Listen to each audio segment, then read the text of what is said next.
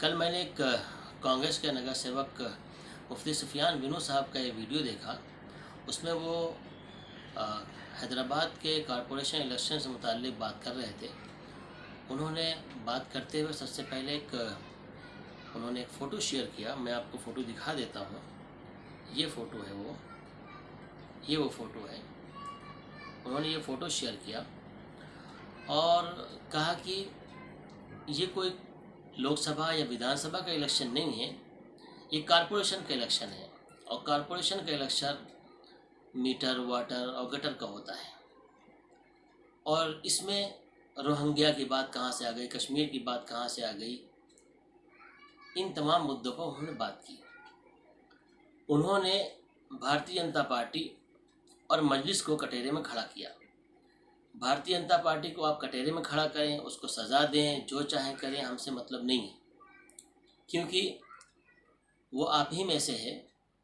आप ही ने उसे पैदा किया, कांग्रेस ने ही उसे पैदा किया, कांग्रेस ने उसकी परवरिश की और कांग्रेस ही उसको अब पाल रही है। जहाँ जहाँ ज़रूरत पड़ती है कांग्रेस उसको अपने एमएलए देती है, अपने कारपोरेटर देती है, अपने एमपीज देती है और उसकी सरकारें बनाती है। कांग्रेस ने हैदराबाद में कॉरपोरेशन इलेक्शन में अपना कोई रोल अदा नहीं किया। वो बिल्कुल सिनारियों से गायब है। कांग्रेस के लीडर, कांग्रेस के वर्कर, उसके रजाकार, ये सारे के सारे बीजेपी के लिए काम करते नजर आए। आप अपनी जिम्मेदारी अदा नहीं कर रहे हैं, जिम्मेदारी पूरी नहीं कर रहे हैं। आप मैदान छोड़ के भाग रहे हैं। अपने कार्यकर्ता, अपने लीडरों को आप ये हुक्म दे रहे हैं कि आप भारतीय जनता पार्टी का काम कीजिए। उनका काम वो लोग कर रहे हैं, जैसे बिहार में काम किया उन्होंने, और यहाँ महाराष्ट्र के जीत करके आए तो जाके सेना की गोद में बैठ गए। मध्य प्रदेश में पूरी पार्टी तोड़ के बीजेपी में चले गए, चौहान साहब की सरकार बना दी। गोवा में यही किया, हिमाचल में यही किया और गुजरात में भी कुछ एमएलए चले गए। आप जहाँ जहाँ जीत के आते हैं वहाँ वहाँ बीजेपी को अपने एमएलए उनको एक्सपोर्ट कर देते हैं उनकी सरकार बनाने के लिए और इल्ज़ाम लगाते हैं ओवैसी पर। ओवैसी साहब ने रोहिंग्या की कोई बात तो नहीं की। रोहिंग्या की बात जब उन्होंने कहा गया, अमित शाह ने उनसे कहा कि आप लिख कर दें, तो अमित शाह गृह मंत्री हैं, वो परमिशन क्यों ले रहे हैं ओवैसी साहब से? ओवैसी साहब परमिशन क्या जरूरत है गृह मंत्री को? उस पर ओवैसी साहब ने उनको जवाब दिया। रही बात टीआरएस की, वो कहते हैं टीआरएस वहां से खत्म हो गई। टीआरएस खत्म हो गई, नहीं हो गई, टीआरएस का क्या हो रहा है वो टीआरएस जाने और टीआरएस के जिम्मेदार जाने। जहां तक आप मजलिस के बारे में ये कहते हैं कि मजलिस मुसलमानों की राजनीति करती है, हिंदू मुस्लिम राजनीति करती है, मुसलमानों को यकजा करने की कोशिश में हिंदुओं को यकजा करती है, तो मुझे आप ये बता दें कि आपने जिस सेकुलरिज्म के नाम पर हिंदुस्तान में 60 साल से ज़्यादा हुकूमत की है, उस हिंदुस्तान के मुसलमानों को और दलितों को, यहाँ के सेकुलरिज्म को आपने क्या तकवीत पहुँचाई? आपने क्या दिया? कभी ऐसा हुआ कि आपने किसी मुसलमान को किसी हिंदू मेजॉरिटी एरिया से जिता कर लाए? आपने उनको भेजा हमारे यहाँ जिताने के लिए, हमने जिता कर दिया, हमने सेकुलरिज्म का पालन किया, सेकुलरिज्म का मान रखा, लेकिन आपने क्या किया? यहां पर बंबई से मुफ्ती सुफियान विनो साहब का ये बयान इस बात का दर्शाता है कि अब उनको ये एहसास हो चुका है कि 2022 में उनकी अपनी सीट भी शायद न रहे।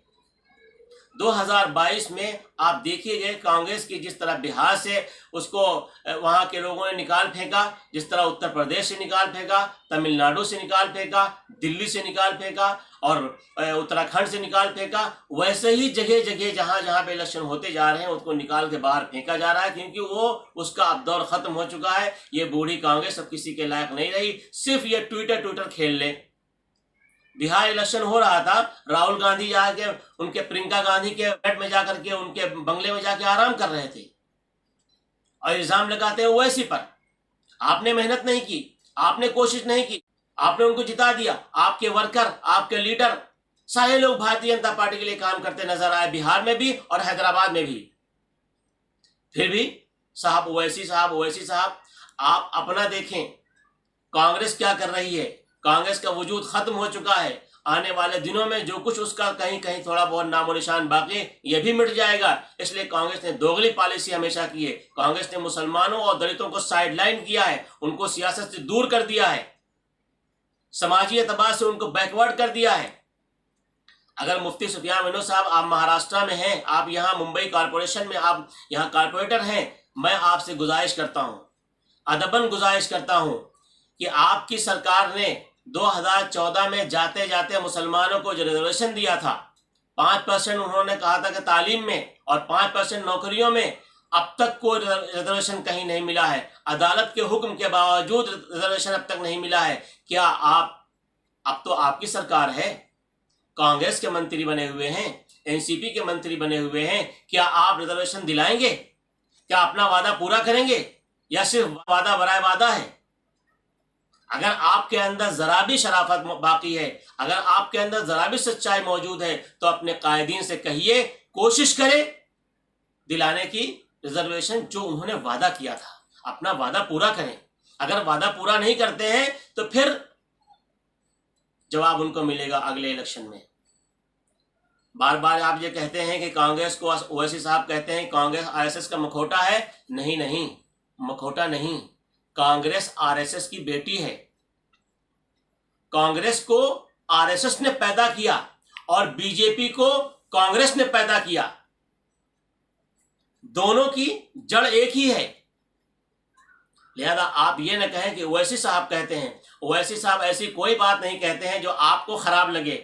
वो तो वो बात कहते हैं जो संविधान के दायरे में आती है। ओवैसी साहब को इस बात की परवाह नहीं कि क्या इल्जाम लगाएंगे, मजलिस को इस बात की परवाह नहीं कि आप क्या कहेंगे। सिर्फ मैं आपसे ये गुजारिश करना चाहता हूं कि आपने महाराष्ट्र में रहते हुए अपने कायदीन से कभी ये बात की कि महाराष्ट्र के मुसलमानों से रिजर्वेशन का जो वादा किया गया था वो कब पूरा होगा, जबकि अब आप सरकार में आ चुके हैं। कम से कम पूरा कराइए। हैदराबाद में कांग्रेस ने कोई काम नहीं किया। उसके लीडर, उसके कारपोरेटर, जो एक दो जो भी कारपोरेटर हैं वो, और वो सारे के सारे रजाकार, उनके सारे वर्कर्स सब बीजेपी के लिए काम कर रहे थे। और बीजेपी वहां पर पहुंची थी मजलिस को हराने के लिए। आपको जरा भी एहसास नहीं है। मुफ्ती साहब आप क्या कह रहे हैं?